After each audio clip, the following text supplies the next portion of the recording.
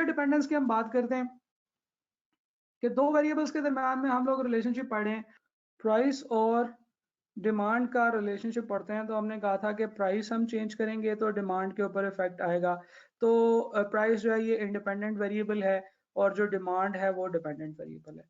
लेकिन ऐसे भी तो हो सकता है कि हम लोग इसका other way around relationship find out करना चाहते हो for the sake of argument ही सही। लेकिन अगर हम ये कहें कि जो डिमांड है, if that is a dependent variable independent variable and price is dependent upon demand, क्योंकि ऐसे भी हो सकता है किसी चीज की डिमांड बहुत बढ़ जाती है, जैसे पाकिस्तान के अंदर ये जो प्लॉट्स वगैरह हैं, रियल एस्टेट की डिमांड बढ़ जाती है तो इनकी प्राइस खुद ब खुद बढ़ जाती है। तो ऐसे भी हो सकता है। तो दो वेरिएबल्स के दरम्यान में डिपेंडेंस फाइंड आउट करने की बजाय हमें बाद में ये पता चलता है कि इनके अंदर डिपेंडेंस उल्टी है, यानी कि regression line y on x नहीं बनेगी बल्कि regression line x on y बनेगी।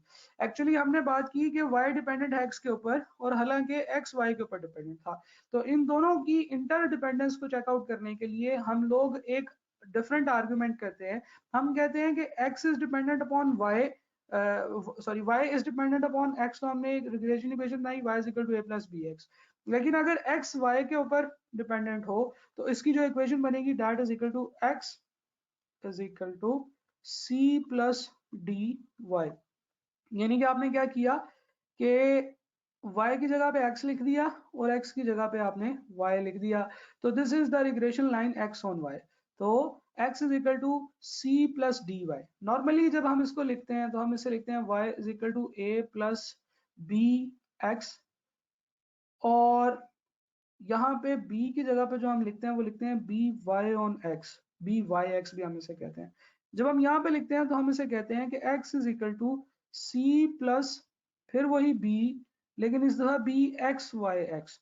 तो नॉर्मली d का वर्ड यूज नहीं करते हम बी एक्स वाई का वर्ड यूज करते हैं। अब ये एक रिग्रेशन इक्वेशन है जो कि कह रही है कि x जो है यानी कि जो दूसरा वेरिएबल है वो पहले पे डिपेंडेंट है। तो इस तरह की इक्वेशन के लिए सिंपल वही है कि जब आपने यहाँ पे y की जगह पे x लिख दिया और x की जगह पे y लिख दिया तो सारी चीजें बिल्कुल वैसी रहेंगी। इसी तरीके से अगर आप c का फॉर्मूला फाइंड आउट करना चाहें तो वो वही होगा जो a का फॉर्मूला हुआ करता था, लेकिन x की जगह पे y लिख देंगे और y की जगह पे x लिख देंगे। यानी कि ये होगा जी summation x over n minus b summation y over n। इसी तरीके से जो ये वाला b होगा फिर ये बी एक्स वाई होगा, और ये जो बी वाई एक्स जो फॉर्मूला होता था, अब बी एक्स वाई का जो फॉर्मूला होगा वो क्या होगा, वो होगा G N summation Y x.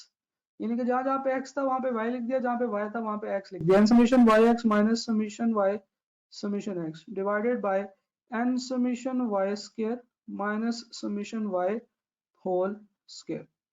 ठीक है जी। और r जो है वो भी फिर बिल्कुल r भी वैसे ही होगा। वैसे तो r x ऑन y और r y on x, r y on x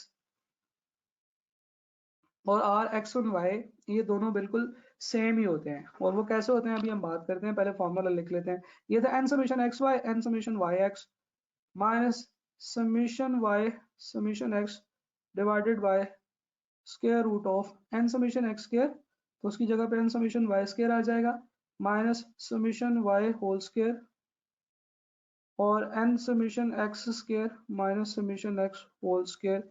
इन दोनों को आपने आपस में मल्टीप्लाई करना है, फिर उसका स्क्वायर रूट लेना है। तो जनाब अगर आप गौर से देखें तो जो फॉर्मूला आर एक्स वाई का है वही फॉर्मूला आर वाई एक्स का भी है। ठीक है जी। वो कैसे, अभी देख लेते हैं। मैं हाइलाइटर ऑन करता हूँ। देखें एन समीशन एक्स वाई को आपने आपस में मल्टीप्लाई करना है, फिर उसका सम लेना है और फिर एन से मल्टीप्लाई करना है। और यहाँ पे आप वाई एक्स को आपस में मल्टीप्लाई करना है, उसका सम लेना है और फिर एन से मल्टीप्लाई करना है।